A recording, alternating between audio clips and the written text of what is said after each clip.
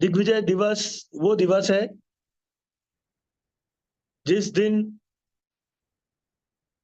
स्वामी विवेकानंद ने शिकागो की धर्म संसद में भारतीय संस्कृति और हिंदू धर्म की विजय पताका फहराई थी। और एक तरह से सभी धर्म मतांतरों के ऊपर हिंदू धर्म और भारतीय संस्कृति की सर्वश्रेष्ठता सिद्ध की थी। और इसीलिए एक तरह से हमने उस समय विश्व विजय की थी, और इसलिए इस दिवस को हम दिग्विजय दिवस के रूप के अंदर मनाते हैं। पर सवाल यह है कि इस दिवस का इतना महत्व आखिर हम लोगों के लिए क्यों है। हम अगर भारत का इतिहास पलटकर देखें तो भारत के इतिहास में ऐसे बहुत कम अवसर आए हैं, ऐसे बहुत कम क्षण आए हैं जब हमें गौरव का अनुभव हुआ हो, जब हमें प्रसन्नता मिली हो, हमारा हृदय प्रसन्नता से भर गया हो, गौरव से और आत्मसम्मान से भर उठा हो। ऐसे बहुत कम अवसर आए। हम 2-2,500 वर्ष पहले की अगर बात करें तो ऐसा अवसर एक बार आया था जब चंद्रगुप्त मौर्य ने सिल्यूकस को हराकर आचार्य चाणक्य के नेतृत्व में चक्रवर्ती सम्राट बन पूरे भारतवर्ष के अंदर, अखंड भारत के अंदर एक तरह से साम्राज्य स्थापित किया था और विश्व के अंदर भारतीय संस्कृति का डंका बजाया था। ऐसे और कुछ छोटे मोटे और भी अवसर आए हैं। आप सब लोगों ने अगर स्वतंत्र वीर सावरकर की भारतीय इतिहास के 6 स्वर्णिम पृष्ठ पढ़ी हो तो उसमें 6 ऐसे अवसर आए। एक अवसर जो विजयनगर साम्राज्य की जब स्थापना हुई थी तब का था, राजा कृष्णदेव राय जिसके प्रमुख राजा थे, तब भी हमने बहुत गौरव का अनुभव किया था। हम अभी हम्पी होकर के आया मैं कुछ समय पहले, वहां पर सब बताते हैं कि वहां का जो एक बाजार था वो अंतरराष्ट्रीय बाजार वहां पर हुआ करता था, जहां पूरे विश्व के लोग ट्रेडिंग के लिए आया करते थे हम्पी के अंदर। तो वो एक अवसर था। इसी तरह से और कुछ अवसर थे, लेकिन पिछले लगभग 1,000 वर्ष की गुलामी के दौरान ऐसा कोई अवसर नहीं था जब भारतीय गर्व से अपना सिर उठाकर अपने धर्म और संस्कृति के ऊपर गर्व अनुभव कर सके। 800 सालों का मुस्लिम आक्रांताओं का शासन, उसके बाद 200 वर्षों का अंग्रेजों का शासन, उन सब के अंदर इतने लंबे समय की गुलामी की वजह से जो है हमारे अंदर एक तरह से एक हीन भावना सी भर गई थी सारे भारतीयों के अंदर कि हम तो कुछ कर ही नहीं सकते। हम, हमारा धर्म संस्कृति, कहीं कोई श्रेष्ठता, कोई अच्छी बात उसमें है ही नहीं। अगर होती तो हम इतने गुलाम क्यों रहते। ऐसी एक हीन भावना घर कर गई थी, और सारे विश्व के लोग भी भारतीयों को इसी तरह से देखते थे। ऐसे समय में ये जो ऐतिहासिक भाषण हुआ, उसके बाद पूरे विश्व ने एक तरह से भारत को, हिंदू धर्म को, हिंदू संस्कृति को जाना पहचाना, उसकी श्रेष्ठता और उसके महत्व को पहचाना। इसलिए इस दिन का अपने लिए बहुत महत्व है। सभी लोगों के लिए, सभी राष्ट्रवादी संगठन स्वामी विवेकानंद से प्रेरणा लेते हैं। उसमें भी जो युवा संगठन है जैसे अखिल भारतीय विद्यार्थी परिषद और नेशनल मेडिकल ऑर्गेनाइजेशन, जिनमें युवा छात्र छात्राओं की संख्या काफी है, तो स्वामी विवेकानंद तो उनके हृदय सम्राट हैं। और उन्हीं से जो मुख्य रूप से वो हमारे लिए प्रेरणा के स्रोत है। और इसलिए हम या एनएमओ न केवल स्वामी विवेकानंद की जयंती मनाती है बल्कि दिग्विजय दिवस भी मनाती है। तो आज बात करेंगे हम इस छोटी सी प्रस्तावना के बाद कि दिग्विजय दिवस किस तरह से स्वामी विवेकानंद शिकागो गए, क्या भाषण दिया, उसका क्या महत्व रहा, उसके बारे में हम कुछ चर्चा करेंगे। स्वामी विवेकानंद, जैसा आप सभी जानते हैं, 12 जनवरी 1863 को कोलकाता के अंदर हुए। उनकी बचपन की सब बातें और उन सब के बारे में हम ज्यादा कुछ नहीं बात करना चाहते। केवल इतनी सी बात करना चाहता हूं मैं कि जब स्वामी रामकृष्ण परमहंस से उनकी भेंट हुई थी और उनसे उन्होंने अपने परिवार की दरिद्रता दूर करने के लिए माँ काली से कुछ मांगने के लिए कहा था, उन्होंने कहा जाके मांग लो। तो वहां पर वो गए और उन्होंने वहां पर मांगा, तो उन्होंने ज्ञान, भक्ति और वैराग्य मांगा। फिर उन्होंने कहा कि मैं तो कुछ मांग ही नहीं सका माँ काली से, मेरे मुंह पे तो यही शब्द आए। दोबारा वापस भेजा रामकृष्ण परमहंस ने, तब भी यही मांगा। तीसरी बार भेजा, तब भी यही मांगा। तब उन्होंने कहा कि तुम्हारा जन्म अपने लिए नहीं हुआ है, तुम्हें अपने कल्याण के लिए नहीं जीना है। तुम उस वट वृक्ष के समान हो जिसके नीचे पूरा विश्व और पूरी मानवता को छाया या सुख या सारे कष्टों से निवारण नसीब होगा। तुम उसके लिए बने हो। उसके बाद उनकी मृत्यु होती है। फिर ये रामकृष्ण मिशन की स्थापना करते हैं। फिर इनका परिचय खेतड़ी के महाराज अजीत सिंह जी से होता है, और अजीत सिंह जी इनको जो है विवेकानंद नाम देते हैं। और उसके बाद स्वामी जी ने जैसे सब कुछ अध्ययन किया हुआ ही था, काफी उनका बहुत गहन अध्ययन था वो। अजीत सिंह जी भी काफी प्रभावित हुए थे उनसे। फिर उसके बाद में एक बार जब अंदर की प्रेरणा से स्वामी विवेकानंद कन्याकुमारी पहुंचे, तो वहां पर उनको लगा कि जैसे कोई बुला रहा है उनको। वो तैर करके समुद्र पार करके जो विवेकानंद शिला है वहां पहुंचे और 3 दिन तक वहां समाधि में रहे। उस बीच उनको बहुत आध्यात्मिक ज्ञान हुआ, और उसी ध्यान की मुद्रा में उन्होंने देखा कि उनके गुरु रामकृष्ण परमहंस सागर पर चलते हुए पश्चिम की ओर जा रहे हैं और उन्हें अपने पीछे आने का इशारा कर रहे हैं। तब उनको समझ आया कि क्या वो यह कहना चाहते हैं कि हमें भारतीय धर्म और संस्कृति का ज्ञान, जो इतनी महान संस्कृति है, उसको पूरे विश्व में फैलाने की आवश्यकता है। क्या वो ये कहना चाहते हैं? यह बात अजीत सिंह जी को बताई उन्होंने। खेतड़ी में वापस गए वो, तो अजीत सिंह जी ने कहा कि अभी एक अवसर आ रहा है अमेरिका के शिकागो के अंदर। अभी 1-2 माह बाद सितंबर के अंदर जो है विश्व धर्म संसद का आयोजन होने जा रहा है। तो आपको वहां जाकर अपने धर्म और संस्कृति के बारे में विश्व के सब लोगों को बताना चाहिए। और फिर अजीत सिंह जी की एक तरह से कृपा से या उन्हीं के प्रयासों से स्वामी विवेकानंद वहां जाने के लिए तैयार हुए। उनके पास जो कुछ पैसा था हो या टिकट था, उसका भी उन्होंने ही एक तरह से अ, उसका प्रबंध किया।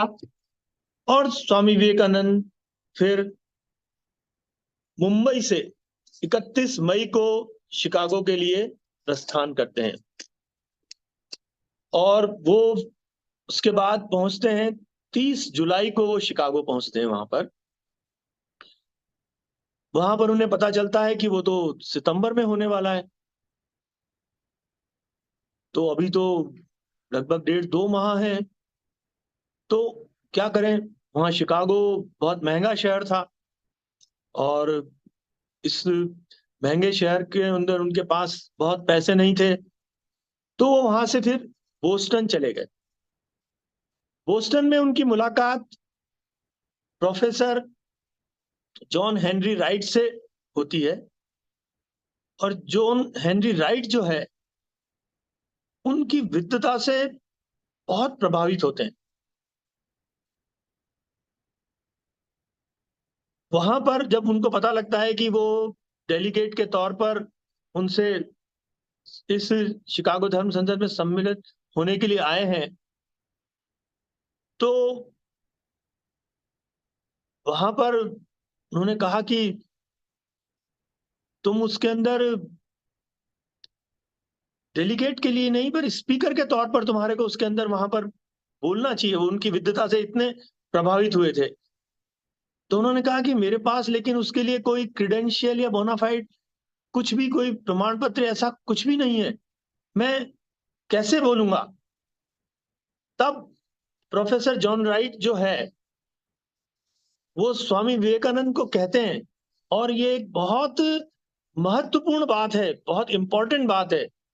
आप विकिपीडिया पर सर्च कीजिए जॉन हेनरी राइट को, और उन्होंने जो स्वामी विवेकानंद से कहा कि तुम्हारे पास मतलब क्रेडेंशियल नहीं है मेरे पास, मतलब बोलने के लिए अधिकार पत्र एक तरह से वहां पे नहीं है।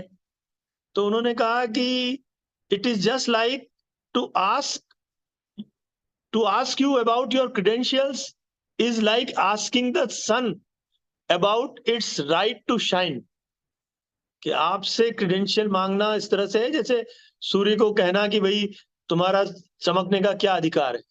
तो इतनी बड़ी बात उन्होंने वहां पर कही, पर उन्होंने कहा कि इसके लिए तुम्हारे को अधिकार पत्र की जरूरत है, और फिर वो मैं अधिकार पत्र तुम्हारे को मतलब लिखता हूं। तो उन्होंने कहा मैं किस तरह से सम्मिलित हो सकता हूं इसके अंदर।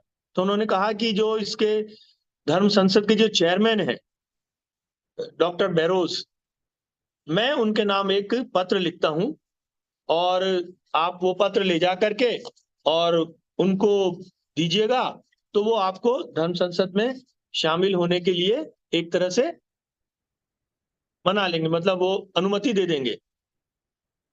तो उन्होंने स्वामी विवेकानंद को पत्र लिखा, मतलब उनको डॉक्टर बैरोज के नाम एक पत्र लिखा, और उन्होंने पत्र में लिखा, और ये भी कितनी महत्वपूर्ण बात है, बहुत ऐतिहासिक बात है ये जो उन्होंने लिखी। और इससे पता चलता है कि स्वामी विवेकानंद की विद्वता कितनी बड़ी थी, कितने बड़े विद्वान थे। उन्होंने डॉक्टर बैरोज को जो पत्र लिखा उसमें लिखा उन्होंने कि here is a man who is more learned than all our learned professors put together.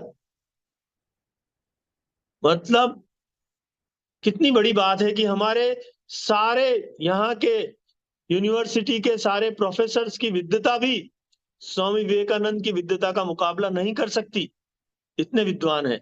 तो इनको उसके अंदर भाग लेने दिया जाए।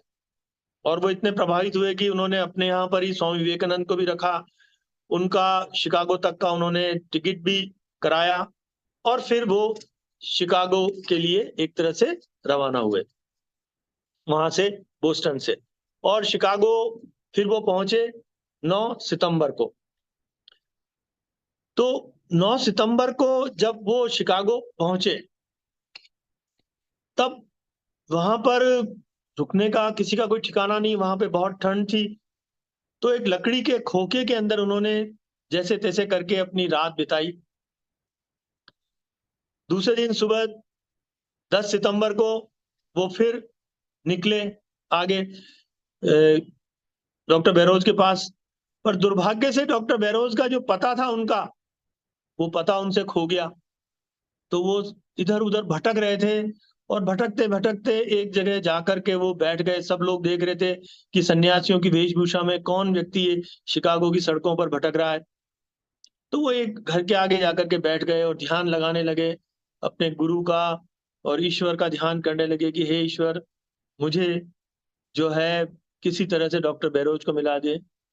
तो इसी समय एक महिला जो है, जो सामने के घर में रहती थी, उसने उनको देखा, उनके पास आई, उनका परिचय पूछा। श्रीमती वहल उसका नाम था। तो उन्होंने बहुत सहृदय लेडी थी वो। तो उन्होंने वो बहुत प्रभावित हुई स्वामी विवेकानंद से, और डॉक्टर बैरोज का पता उन्होंने बताया। 10 सितंबर को डॉक्टर बैरोज के पास जाकर उन्होंने परिचय पत्र दिया। तो उन्होंने कहा कि भाई यू आर टू लेट, आप बहुत लेट हैं इसके लिए बोलने के लिए। तो उन्होंने कहा कि जो है मैं बड़ी मुश्किल से यहाँ तक आ पाया हूँ, मुझे अवसर दिया जाए। उन्होंने डॉक्टर राइट का वो पत्र उनको बैरोज को दिया, और जब बैरोज ने पत्र पढ़ा तो फिर उनको 11 सितंबर को उन्होंने वहां पर बोलने की एक तरह से अनुमति दी। फिर आता है वो ऐतिहासिक दिन 11 सितंबर 1893, शिकागो शिकागो का कोलंबस हॉल 7,000 विद्वानों से भरा हुआ। उसके अंदर पहले बहुत वक्ता बोलते हैं, फिर स्वामी जी का नाम पुकारा जाता है, फिर वो कहते हैं कि मैं कुछ समय बाद में बोलूंगा, फिर कुछ वक्ता बोलते हैं, और फिर ऐसे दो तीन उसके बाद में स्वामी विवेकानंद जी उठते हैं बोलने के लिए। और जैसा आप सभी को पता है कि उनका जो पहला संबोधन था, sisters and brothers of America, उसी पर 2 मिनट तक जो है पूरे हॉल के अंदर तालियां बजती रही, तालियों की गड़गड़ाहट से पूरा कोलंबस हॉल गूंजता रहा। तो यहां पर हमें ये देखना है कि स्वामी विवेकानंद जी की जो स्पीच थी वहां पे, जो वक्तृता थी उनकी, उसका इतना महत्व आखिर क्यों है? उसका इतना महत्व इसलिए है कि उसमें स्वामी जी ने जो भी बोला, उनका एक एक वाक्य, खास तौर से शुरू के जो 5-6 वाक्य हैं, उन्हीं के अंदर उन्होंने उन सब का दिल जीत लिया था। और उनके शुरू के जो 5-6 वाक्य उन्होंने जो बोले थे, उसके अंदर उन्होंने एक तरह से पूरी भारतीय धर्म और संस्कृति जो है, हिंदू धर्म और संस्कृति, उसका पूरा परिचय और उसकी पूरी विशेषताएं वहां की सारी जनता को बता दी थी। देखिए, हम संबोधन से शुरू करते हैं। Sisters and brothers of America, तो सबसे पहला संदेश तो उन्होंने ये दिया कि हम पूरे विश्व को जो है एक कुटुंब मानते हैं, परिवार मानते हैं। हमारे यहाँ पर वसुधैव कुटुंबकम इसकी अवधारणा है। इयम निज परावेत्ता गणना न लघु चेतसाम उदार चरिता नाम तो वसुधैव कुटुंबकम। यानी ये मेरा है वो तेरा, ये तो छोटे लोगों की मानसिकता है। हमारी मानसिकता तो ये है कि पूरी धरती को ही, पूरी वसुधा को ही हम एक परिवार या कुटुंब मानते हैं, और इसलिए आप अमेरिका के रहने वाले मेरे भाई बहन हो। तो पहला संदेश तो उन्होंने ये दिया कि हमारी संस्कृति वसुधैव कुटुंबकम में, यानी पूरे विश्व को एक परिवार मानने में विश्वास करती है। एक और बात जो मुझे खासतौर से अपील की, वो ये कि sisters and brothers of America, उन्होंने brothers and sister of America नहीं कहा, उसमें भी उन्होंने sisters and brothers of America, कि हमारे यहाँ महिलाओं का स्थान बहुत ऊंचा है, पुरुष के पहले, लेडीज फर्स्ट की जो आपके यहाँ पे वो अवधारणा है, वो हमारे यहाँ बहुत पहले से है। हमारे यहाँ महिलाओं को बहुत उचित सम्मान दिया जाता है। हमारे यहाँ कहा जाता है, यत्र नार्यस्तु पूजन्ते रमन्ते तत्र देवता, जहां नारी की पूजा होती है वहां देवताओं का निवास होता है। तो ये हमारी महानता है। हमारे यहाँ हम जहां पर भगवानों के भी जो नाम है, उन सब के अंदर पहले जो है पत्नी का नाम आता है, बाद में जो है पति का नाम आता है। हम कहते हैं ना, सीताराम, राधे श्याम, गौरी शंकर, राम सीता नहीं कहते ना। तो जो हमारे यहाँ पर पहले एक तरह से महिलाओं को उचित स्थान दिया गया है, प्रथम स्थान दिया गया। तो ये हुआ। इसके बाद वो जो पहला वाक्य बोलते हैं, वो कहते हैं, it fills my heart with joy unspeakable for the warm welcome you have accorded to me. कि आपने जो इतना मुझे सम्मान दिया है, उसके लिए मेरा हृदय प्रसन्नता से भरा हुआ है, और उसके लिए मैं आपको धन्यवाद देता हूं। यानी हम, कोई हमारे को अगर सम्मान देता है तो हम बहुत नम्रता से उसको एक तरह से स्वीकार करते हैं। फिर उन्होंने दूसरा सेंटेंस बोला कि आई thank you in the name of the most ancient order of monk in the world. देखिए, उन्होंने इस एक वाक्य के जरिए, मतलब धन्यवाद तो दे रहा हूं मैं, और साथ साथ ही कह दिया in the name of the most ancient order of Monks in the world, कि दुनिया के अंदर जो सन्यासियों की सबसे प्राचीन परंपरा है, उसके नाम पर मैं आपको धन्यवाद देता हूं। यानी आप धन्यवाद भी दे रहे हो और उनको बता भी रहे हो इनडायरेक्टली कि मैं ही अकेला सन्यासी नहीं हूं, जो यहाँ पर आया हूं और ये भाषण दे रहा हूं, ऐसे हजारों वर्षों से सन्यासियों की परंपरा है। बहुत से ऐसे श्रेष्ठ सन्यासी हैं जो एक से दूसरे तक ये ज्ञान हजारों वर्षों से भारत के अंदर चला आ रहा है। तो ऐसी सन्यासियों की परंपरा है, मैं कोई अकेला या नया व्यक्ति नहीं हूं। फिर दूसरा वो सेंटेंस बोलते हैं, आई thank you in the name of the mother of all the religions. देखिए कितनी अच्छी उन्होंने बिल्कुल लपेट के, एकदम से चाशनी में लपेट करके सोटा मारा है उनके, कि जब आप सारे लोगों के धर्म और जो भी मजहब हैं, इनका जब कभी जन्म भी नहीं हुआ था, तब भारतीय धर्म, हिंदू धर्म और सनातन धर्म तब भी एग्जिस्ट करता था, और इसीलिए ये सारे धर्मों की जननी है। और मैं सारे धर्मों की जननी के नाम पर आपको धन्यवाद देता हूं। तो आई thank you in the name of the mother of all the religions. और तीसरा उन्होंने जो सेंटेंस बोला, आई thank you in the name of the millions and millions of Hindu people residing in the different parts of the world. फिर वो कहते हैं कि सिर्फ भारत में ही नहीं, पूरे विश्व के अंदर सब जगह भारतीय धर्म और संस्कृति को मानने वाले लोग हैं, हजारों लाखों की संख्या में हैं। उन सब के नाम पर मैं आपको धन्यवाद देता हूं। फिर इसके बाद वो कहते हैं, और ये वाक्य बहुत महत्वपूर्ण है, जिसमें एक तरह से भारतीय संस्कृति की जो आधारभूत अवधारणा है वो आ जाती है इसके अंदर।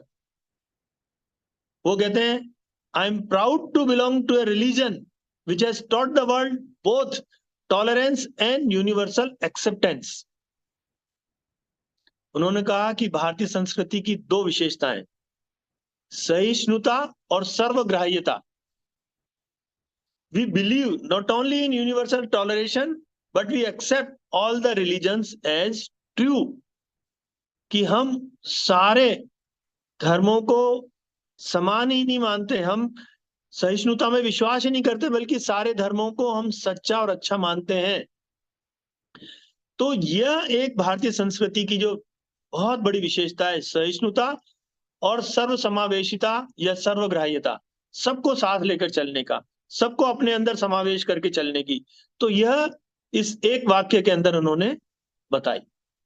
फिर दूसरा अपने देश के लिए उन्होंने बोला, I am proud to belong to a nation which has sheltered the persecuted and refugees of all religions and all nations of the world. सारे धर्मों के और सारे देशों के सताए हुए सभी शरणार्थियों को और सताए हुए लोगों को जिसने शरण दी है, जिस देश ने, उस देश के नाम पर मैं आपको धन्यवाद, उस देश का होने का मुझे गर्व है, कि उस देश का होने का मुझे गर्व है, ऐसे रिलीजन का होने का मुझे गर्व है। तो उन्होंने बताया कि जो सहिष्णुता और सर्वग्राह्यता जिस धर्म की विशेषता है, उस धर्म का होने का मुझे गर्व है। जिस देश ने सारे विश्व के और सब धर्मों के सताए हुए लोगों को और शरणार्थियों को जगह दी, उस देश का होने को मुझे गर्व है। फिर वो आगे बोलते हैं कि the present convention which is one of the most August assembly ever held in the world is in itself is a declaration to the world of the wonderful doctrine preached in Shrimad Bhagavad Gita. फिर उन्होंने भगवत गीता का reference देकर के क्या कहा, कि क्या भगवत गीता में कहा है इस असेंबली के लिए, कि whosoever come to me through whatsoever path I reach him, all the people are struggling through different paths which ultimately lead to me। यहां पर उन्होंने भगवत गीता के चौथे अध्याय के श्लोक को उद्धरण करते हुए बोला, ये यथा माम प्रपद्यन्ते तां तथैव भजाम्यहम् मम वर्तानुवर्तन्ते मनुष्य पार्थ सर्वशः। अर्थात जो मुझे जिस तरह से भजता है, मैं उसे उसी तरह प्राप्त होता हूं। विभिन्न मार्गों के द्वारा मनुष्य मुझ तक पहुंचने का ही प्रयत्न करते हैं। तो यहां उन्होंने कहा कि सारे धर्म जो हैं वह उसी ईश्वर तक पहुंचने का एक तरह से माध्यम है, केवल अलग अलग रास्तों के द्वारा। यहां भी उन्होंने अपनी संस्कृति की ये बहुत बड़ी विशेषता बताई कि सारे धर्म वहीं जाते हैं, हमारा धर्म ही वहीं कहता है तो तुम्हारे सब धर्म भी जो है वो सही है, केवल रास्ते अलग अलग है, बाकी पहुंचना तो उस ईश्वर तक ही है।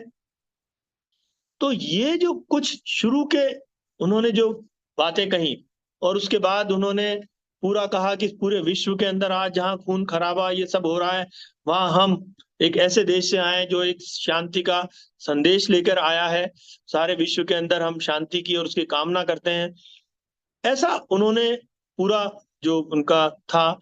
और निश्चित तौर पे दूसरे दिन पूरे शिकागो के अंदर, पूरे अमेरिका के अंदर एक तरह से तहलका मच गया। उनके सारे अखबारों के जो फ्रंट पेज के ऊपर स्वामी विवेकानंद की फोटो छपी हुई थी, the Hindu monk of India, ऐसा कह करके न्यूयॉर्क हेराल्ड ने लिखा कि विवेकानंद निर्विवाद रूप से धर्म संसद के सबसे प्रभावशाली व्यक्ति रहे। सब लोगों ने वहां पर माना निर्विवाद रूप से कि इस पूरी धर्म संसद के अंदर सर्वश्रेष्ठ वक्ता के रूप में स्वामी विवेकानंद थे। इंडियन मिरर ऑफ कलकत्ता ने जो चीज लिखी वो भी अपने आप में बहुत महत्वपूर्ण है। उन्होंने लिखा, जो कोलकाता का इंडियन मिरर था उसने लिखा कि वाणी की उपलब्धियों के इतिहास में इससे अधिक चमत्कारिक कुछ नहीं हुआ। एक अज्ञात हिंदू सन्यासी अपने अर्धप्राच्य वेशभूषा में एक ऐसी सभा को संबोधित कर रहा था जिसके सारे लोग उसके नाम का शुद्ध उच्चारण भी नहीं कर सकते थे, और वो ऐसे विषय पर बोल रहा था जो उनकी सोच से कोसों दूर था। इतने पर भी उसने तत्काल उनका सम्मान और श्रद्धा अर्जित कर लिया। तो ये कितनी बड़ी बात है। तो यहाँ पे बोला कि वाणी की उपलब्धियों के इतिहास में इससे चमत्कारिक पहले कुछ नहीं हुआ। इसलिए कहते हैं कि ये स्पीच, एक स्पीच ने पूरे विश्व के अंदर हिंदू धर्म और भारतीय संस्कृति का जो डंका बजाया, जो परचम फहराया, वह एक तरह से स्वामी विवेकानंद का हमारे पूरे देश पर बहुत बड़ा उपकार है। पूरे हिंदू धर्म और समाज का और भारतीय समाज के ऊपर बहुत बड़ा उपकार है। हम उससे कभी भी ऋणी नहीं हो सकते। और उसके बाद फिर तो उनके वहां पर बहुत सारे जो है वो लेक्चर्स हुए, लगभग 14 उनके वहां पे लेक्चर हुए, अलग अलग समय तक काफी समय रहे। और हर जगह स्वामी विवेकानंद को सबसे बाद में बुलाया जाता था ताकि वहां से ऑडियंस उठकर नहीं जाए। तो उनको सुनने के लिए सब अंत तक वहां पर बैठे रहते थे। स्वामी विवेकानंद की बारे में और बहुत सारी बातें हैं, वो तो हम स्वामी विवेकानंद जयंती पर ही बोलना चाहते हैं, पर चूंकि आज दिग्विजय दिवस था तो इसलिए हमने आज केवल उनकी शिकागो के अंदर उनकी जो स्पीच उन्होंने दी थी और उस स्पीच का क्या महत्व है, उसका कंटेंट क्या था, उसके बारे में मैंने संक्षेप में आपको बताया। मैं सोचता हूं आज इस दिग्विजय दिवस पर इतना कहना ही मेरे लिए पर्याप्त होगा। धन्यवाद।